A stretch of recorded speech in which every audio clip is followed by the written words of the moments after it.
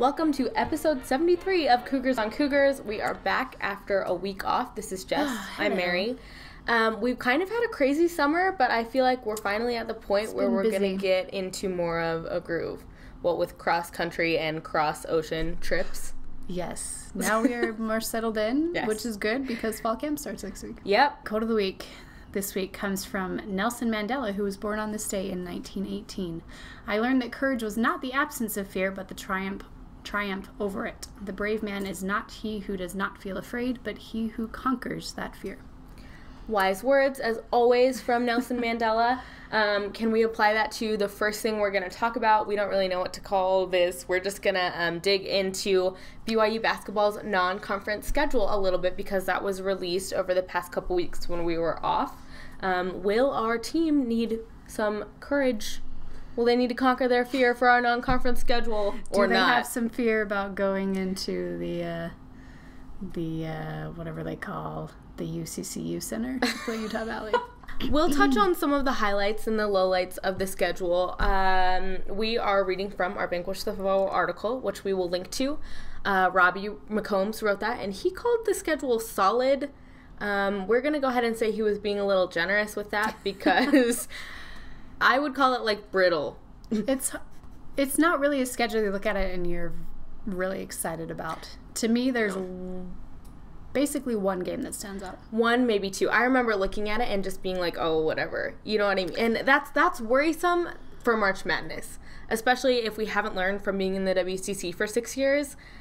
You have to, like, sweep Gonzaga and St. Mary's if your non-conference schedule isn't up to par, and I'm a little worried about this. There's a few of these teams that were, around the 50s in KenPom, which is helpful. Yeah. But some of them are rematches from last year. You've got Princeton again. We're playing them at Princeton this year. You've got UT Arlington, who crushed us at the Marriott Center. They crushed in us. that last round of the NIT for us. But they did make it to the championship, so yes, worth noting. That's something for the eye test. Yeah. And speaking of Princeton, I think that is the one game that stood out to both of us because they are the one team on our non-conference schedule who made the NCAA tournament. The one game that stands out to me is Utah. Oh. Well, I guess I'm sorry, they were so irrelevant me for a minute. Well, and that has not really anything to do with the fact that Utah might be good. Right. It has to do with the fact that they're finally coming to the Marriott Center. Right. You're right. I think that will be the biggest game on our schedule, but I guess I was just laser focused on March Madness. I mean, that's a good win. Utah is a respected program in the Pac-12. I mean, somewhat respected. So, but yeah, Princeton is your one team that was in the NCAA tournament. They got the auto bid from the Ivy League. So don't scoff at that game. We did beat them at home. That was a good win for us last year. I think it will be difficult to beat them at their place. I'm sure it will be. I mean, anytime you have to travel that far, I think it's hard. Yeah, that's another notable thing about the schedule. Literally all of our non-conference games, except for, I think, 3, are in Utah, which is kind of crazy. And 2 of those 3 are a tournament, so that's kind of nice. Yeah. We're also playing Westminster, so there you go. Oh, geez. So, I mean, what are some of our lowlights? I think, UVU, I don't want to play them again. They made the CIT, and guess what? They've proven that they can beat us, so I wish that they weren't on our schedule. Yeah, you always have those kind of warm-ups at the beginning. Westminster, Colorado College. Yeah. Mississippi Valley State, don't know much about them, but they're coming to the Marriott Center, so you expect that to be a win. Never heard of Niagara. Not sure what that is. Yeah, and then Illinois State might be another pretty big one. Yeah. I think they're one in the top 50 of KenPom, so that's a good one to get in the Marriott Center. Yeah. And then you've got Idaho State, Texas Southern in December before conference play starts, so... It's a weak non-conference schedule, I'm not going to lie. Some of these teams have the potential to have decent seasons. I mean, making the CIT, I shouldn't look down on UVU for that. That's big for them, and they had a pretty impressive record when it was all said and done. Illinois State... CIT or the CBI? What is it? I think it's the CBI. CBI. Guys, I don't even know what it's called because it's... We don't care. Exactly. We don't Sorry. Well, I mean, like, Illinois State could turn out to be good. Yeah, I mean, who really knows? I mean, it's July still. Who knows what teams are going to have solid seasons? Yeah, and if last season it's too hard to tell. Or being in the WCC has taught us anything, we can lose to anyone on any given day. We did lose to UT Arlington, so poorly. We lost to UVU poorly. Right. So when I say weak, I just mean by the eye test. That if the committee looks at this, they're going to be like, wow, they didn't play anyone, even if that is not true because some of these teams are pretty good. So there's a look. I know we're kind of like role reversing because fall camp's coming up and we're talking about basketball, but you know what? It's the off season, and we just wanted to talk about this as it came down. There's not a ton to talk about leading into fall camp. We'll talk about it next week. Plenty when it's actually happening. Stuff going on. Yep, so look forward to that. Okay, let's get into Talk of the Town. And I wanted to start with this because I think this is really cool. This is from Ian Rappaport at Rapsheet on Twitter. It says, pretty cool. 500 Ghanaian kids showed up for Lions defensive end Ziggy Ansah's first football camp in Ghana. So this is very cool. You can see this whole, I don't know if it's a gym or what, just packed full of kids. Yeah, it looks like a school auditorium. It reminds me of the beginning scene of Joseph and the Technicolor Dreamcoat. Okay. But yeah, how cool is that he went all the way back home to do this camp for kids, and who knows what that could do for some of these kids. Yeah. For sure, because I think that it's really something that's near and dear to Ziggy's heart since he didn't know anything about football, and to give them the opportunity to, better their lives because of it. Another thing I thought was really cool about this, I think the Lions put it on. I think they sent him out there and paid for it and stuff. So good on the Lions and good on Ziggy. That's sure just the Lions really cool. are like, if there's any more of you over there, you know what, Lions, hold on, they gotta come to BYU first. I know, for real. So for real. This was really great. We love to see the players appreciate the coaching staff. That's just always a good sign. So this is from Aleva Hifo. He said, if these recruits spent a day with our coaches and understood their intentions with the future of this program, they would all commit. When you, doesn't that just like give you goosebumps when you hear that? And you're just like, let me play, coach, suit me up. Can we talk about the gift that Reno replied with? Because that's my favorite. Go look for it if you haven't. It's Reno's Twitter game is fire emoji. It's so great. That's good. Oh my gosh, I loved this thread. So Fred Warner was named to the 2017 Bednarik Award watch list. Yeah, it's watch list season. We're not going to get into it, but yeah, there's a lot of them. We're pointing this one out because vanquishfo.com if you want to know more. And Troy Warner replied, best linebacker in the country, don't at me, about his brother. Like, okay, how adorable is that? Yes, Tanner and Matt are our favorite bromance, but they're like an actual bromance, and I love it. Fred absolutely deserves to be on that list. Oh, of course. He could be the best. I think to me, he is the best linebacker in the country. There you go. We have a baby. Yeah, so this is from Kesney Tausinga, one of our web chat stars that we talked a lot about 2 weeks ago. He was great. He said, I want to welcome my son, Manoa Iseleli Tausinga, into the world. So he was born July 13th at 1:58 a.m., so that's a late night for them. And he said his beautiful wife was so tough. And then some hashtags that I don't understand. But that is a cute baby. Newborns are not always cute, and that one is. It's going to be a rough few weeks getting up early for camp, but it's probably better he was born. No, not during the season or something. Right?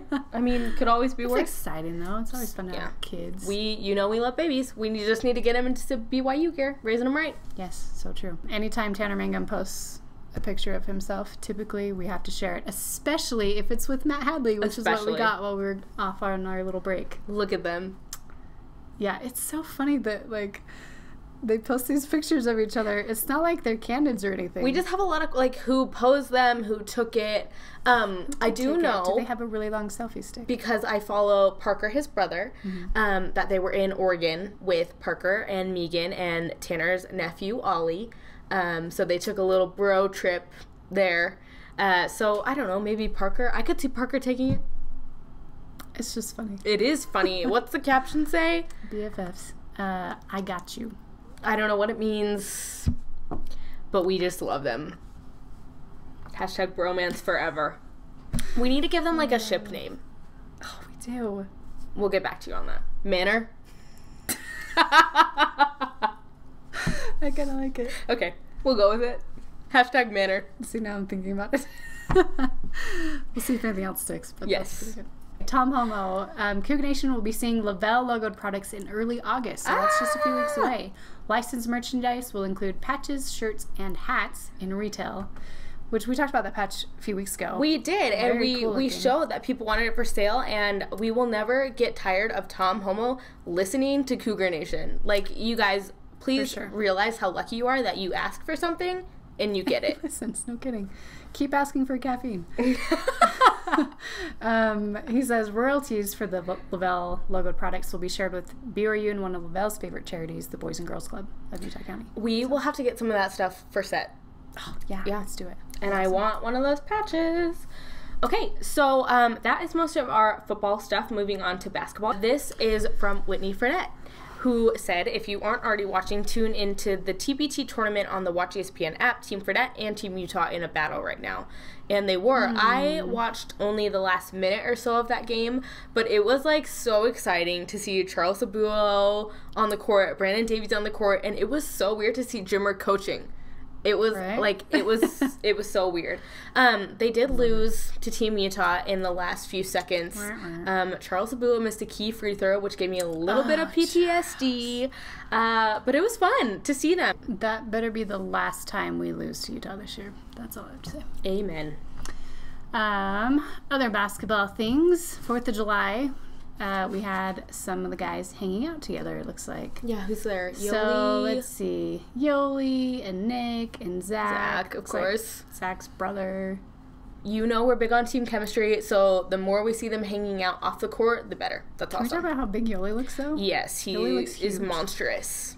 Wow. This is a tweet from Jordan Naylor at jnails21, and he said, Haas P, favorite basketball player. So there's our Uncle Pat. We don't know if they went fishing together or separately, because Uncle Pat did go fishing last weekend, but Nick caught a big one. And his hair is getting a little nappy, and he looks like that's his off-season look. I was going to say, he looks like it's the beard, hair, fish. I kind of like the long hair. Do you? Yeah. It's fine. All right, speaking of summer flings, all that kind of stuff. Oh, yes. We have a picture of Zach Celius that he posted with his girlfriend.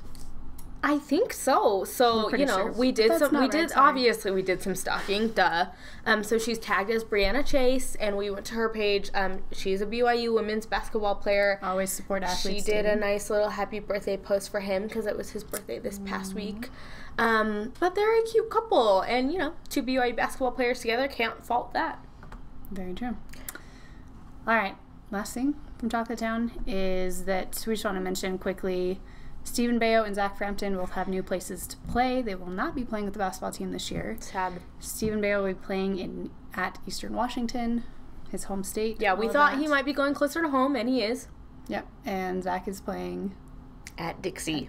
So, when the Lone Peak 3 broke up, they really broke up. I mean, because we still technically would have had 3, but Zach pieced out too. So yeah, so I'm sure these guys just thought that they, you know, would maybe get some more playing time at their respective places. Our roster is set, so definitely check out Vanquish the Foe. I know that Robbie did a pretty comprehensive look at everyone who remains on the roster, and we'll talk about that more later. Yes. The next few weeks are probably going to be very football heavy. As for what's next, obviously, as we've mentioned several times throughout the episode, fall camp, oh my gosh, starts on Monday. Pioneer Day, July 24th. As I am saying it, I can't even believe it because I can't believe it's July 24th already, but hallelujah. Yeah, it's really hard, I feel like, when people count down every single day because it makes time go by really slow, but guess what? It's here. And fall camp is... Then you get to fall camp, and it's like a month, your first game. BYU 50 is continuing this week. So you've got Hawaii was yesterday, Idaho today. Boise friends, go get those boxes. Illinois Wednesday, Indiana Thursday, Iowa Friday, Kansas, and Kentucky on Saturday. They are knocking them out right there. Yeah, and they've been doing international boxes. How cool is that? That was amazing. What did they do? Japan and Italy, and I think there's still some more to come. Germany, I know, is one. And I would just like to say that, as per usual, these boxes are gone. It doesn't matter where they are. They're gone within 10 minutes. Like, I don't think I've seen one take much longer than 10 minutes. No. Which is why when they come to Utah, like, sorry, I'm probably not really going to try. But go get those. We still want to talk to someone who wins one. We are brought to you this week by the ESPYs, who gave a lovely shout out to Lavelle Edwards during their obituary montage the other night. Yes, love to see him getting some much deserved love. And our second sponsor, take it for what you will, is the number 43. So Jason Shepard tweeted this out. This can't be a coincidence. Number 43 leaving Studio B at 10:43 with 43 days left until BYU football hosts Portland State. Does it mean that we're going to score 43 points over Portland State or maybe LSU? Does it mean we're going to beat Utah? It could mean that for sure. Weird coincidence. But those are our sponsors. May you always stay loyal to the white and blue. We will see you next week, probably on Wednesday rather than Tuesday. For Jess, I'm Mary. Till then.